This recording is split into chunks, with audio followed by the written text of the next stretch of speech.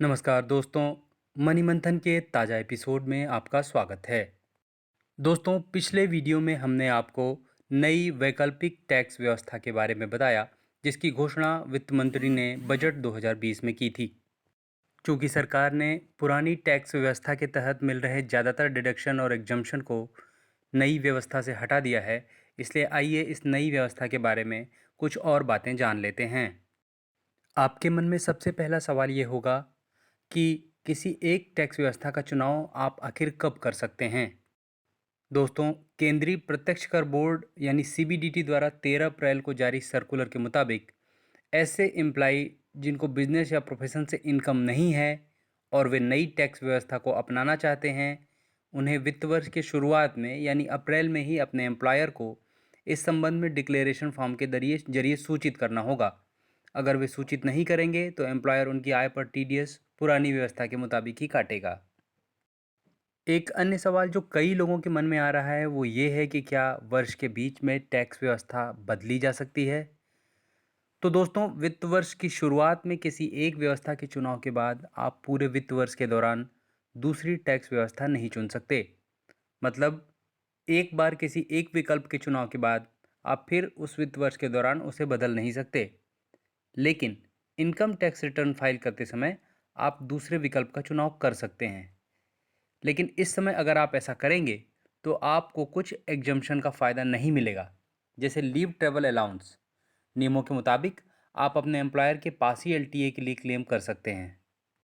दोस्तों, अगर नई व्यवस्था के चयन की बात करें तो एम्प्लॉय वित्त वर्ष की शुरुआत में अपने एम्प्लॉयर के पास डिक्लेरेशन फॉर्म भरकर जमा करते हैं, जिसमें उस वित्त वर्ष के लिए वे अपने प्रस्तावित और संभावित निवेशों का पूरा ब्यौरा देते हैं, जिसके आधार पर एम्प्लॉयर अपने एम्प्लॉय की सैलरी पर टीडीएस काटता है।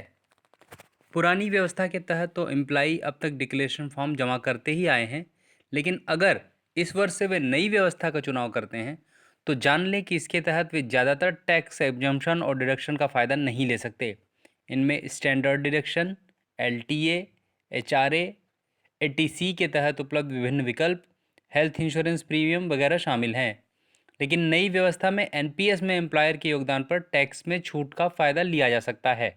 सेक्शन 24 के तहत हाउस प्रॉपर्टी इनकम पर भी टैक्स में छूट का फ़ायदा लिया जा सकता है, बशर्ते हाउस प्रॉपर्टी को आपने किराए पर दे रखा हो।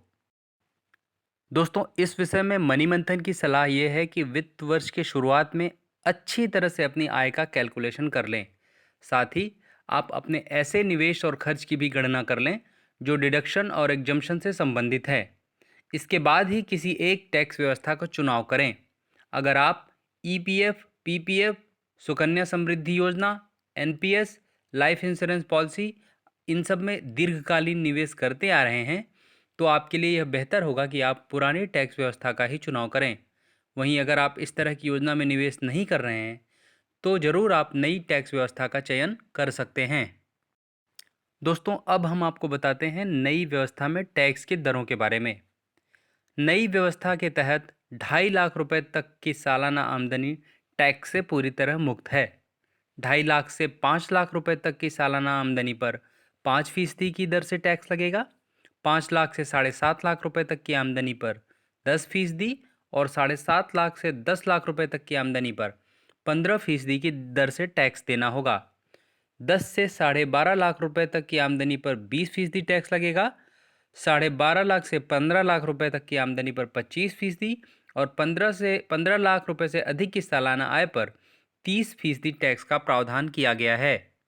अगर हम इसकी पुरानी व्यवस्था में दिए जाने वाले टैक्स से तुलना करें तो पुरानी व्यवस्था के तहत 2.5 लाख रुपए तक की सालाना व्यक्तिगत आमदनी टैक्स से मुक्त है।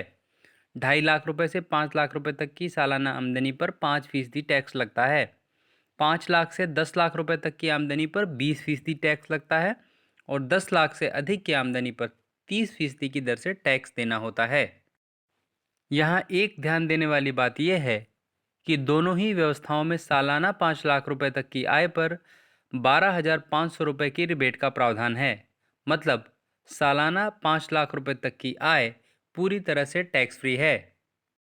तो दोस्तों, ये थी हमारी आज की फाइनेंशियल टिप्स। आपको हमारा वीडियो कैसा लगा प्लीज़ कमेंट सेक्शन में ज़रूर बताएं। अगर आपको ये वीडियो पसंद आया तो बेल आइकन को दबाकर हमारे चैनल को सब्सक्राइब करें।